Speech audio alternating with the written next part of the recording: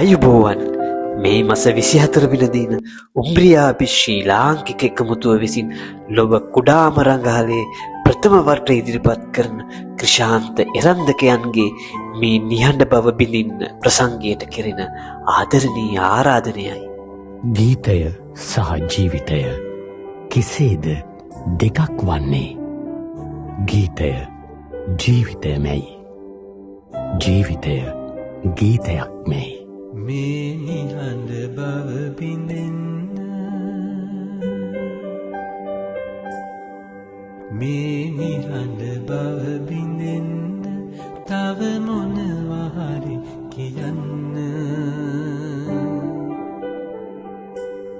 සුන්දර උම්රියා මිටියාවතේ ශ්‍රී ලාංකික කලා ශිල්පියෙකු විසින් පවත්වන ප්‍රථම ප්‍රසංගයට ඔබත් දායක වන්න. එන්න අප හා එක්වන්න. මගේමයි කියන්න, මට අයිති නැත සිතන්න.